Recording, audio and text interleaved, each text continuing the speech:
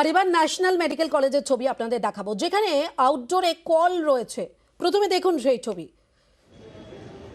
জল পড়ছে না, কল রয়েছে কিন্তু সেখান দিয়ে কোনোভাবেই কোনো জল পড়ছে না। ন্যাশনাল মেডিকেল কলেজের ছবি, যেখানে তিনটি জলের ট্যাঙ্ক রয়েছে, যেখানে কল রয়েছে কিন্তু সেই কল দেখুন, যারা আসছেন হাসপাতালে তারা কল খুলছেন কিন্তু সেই কল দিয়ে কোথাও কোনো জল পড়ছে না।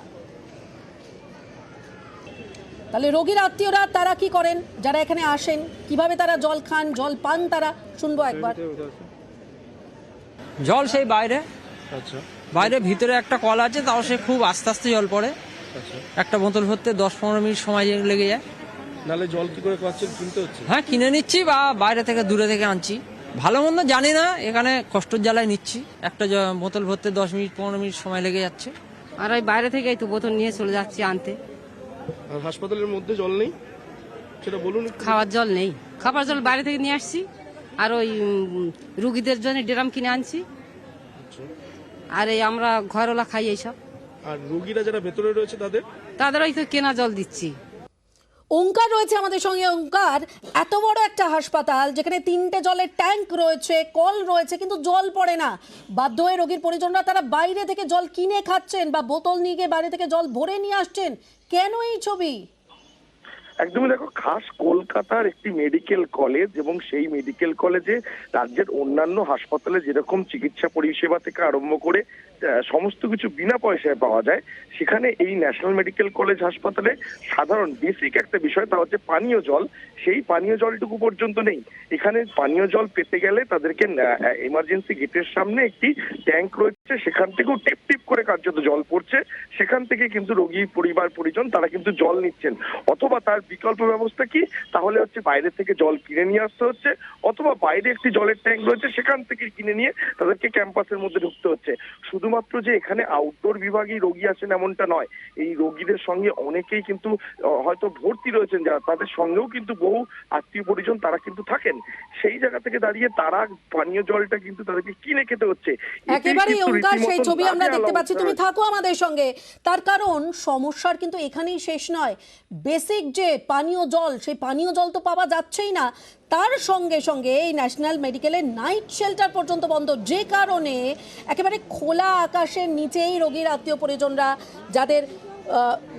যাদের বাড়ির লোকজন যারা ভর্তি রয়েছেন হাসপাতালে, তাদের খোলা আকাশের নিচেই দিন কাটাতে হচ্ছে। কি বলছেন তারা? ফুটপাতে দিন কাটাতে হচ্ছে তাদের, কি বলছেন তারা, শুনবো আমরা। শোয়ার জায়গা তো নেই, বাইরে আছে, একটা আছে ভিতরে, তাতে টাকা নেয়। কত টাকা নেয়? ওই 30 টাকা করে নেয় এক একজন। ওর ভেতরে যদি কিছু চুরি হয়ে যায়, ওদের বললেও বলবে তো আমরা কি ওর দায়িত্ব নিয়েছি? আমরা শোয়ার দায়িত্ব নিয়েছি, শোয়ার জায়গা দিয়েছি, শুয়েছো। থাকার ব্যবস্থা তো এখানে নেই, সবাই এখানে এই ফুটপাতে আছে। তারপর ওখানে থাকতে হলে ঘর ভাড়া নিয়ে থাকতে হয়, 25 টাকা করে নিতে হয়। ও বিয়ে যারা টাকা নিচ্ছে তাদের দায়িত্ব একটা, ও বিয়ে ওরা দায়িত্ব নেয় না, বলে তোমরা আছো তোমাদের দায়িত্ব। তাহলে আমরা সব দায়িত্ব নিয়ে থাকবো, তো টাকা দেবো কেন আমরা? 25 টাকা দিয়ে ঘর নিয়ে থাকছে, পরেক্ষণে দেখা যাচ্ছে তাদের কিছু জিনিস মিসিং হচ্ছে। আমরা এই যে এখানটা আছি, এখন নোংরা কি পরিবেশ। ফ্রি চিকিৎসা করতেছে, যদি আমার 10,000 টাকা খরচ হয়ে যায়, আমার তো ইনকাম 5,000 টাকা। আমি তো বাদ থেকে এসে পড়ে আছি এখানে সরকারি পরিষেবা পাওয়ার আছে। আমার যদি টাকা থাকতো আমি কি আর হসপিটালে আসতাম? একেবারেই ওঙ্কার, আমরা শুনতেই পেলাম সরকারি হাসপাতালে তারাই আসেন যাদের পকেটে সেভাবে রেস্ট নেই। টাকা যদি পকেট থেকে দিতে হয় তাহলে তারা আর সরকারি হাসপাতালে আসবেন কেন? এ তো একেবারে মারাত্মক পরিস্থিতি।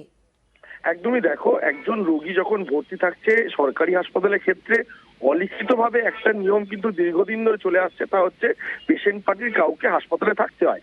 ঠিক একই রকম ভাবে যাদের পেশেন্ট ভর্তি রয়েছে হাসপাতালে, সেই যে রোগীর সঙ্গে আত্মীয় যিনি থাকছেন, এই শীতের মধ্যে তাকে কিন্তু থাকতে হচ্ছে খোলা আকাশের নিচে। কারণ এখানে যে নাইট শেল্টারটি রয়েছে সেটা কিন্তু সংরক্ষণ করা হচ্ছে বা এখন এই মুহূর্তে কাজ চলছে সেখানে, সেই দেখিয়ে কিন্তু বন্ধ করে রাখা হয়েছে।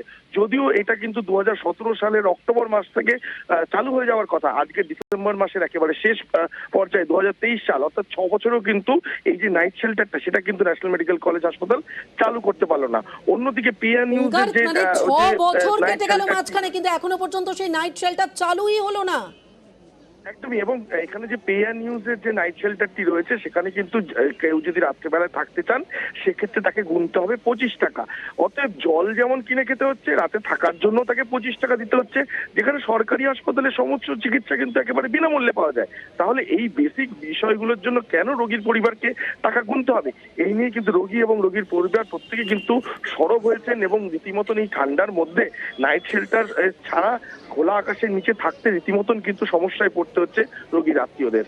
একদম একদম, ধন্যবাদ ওঙ্কার।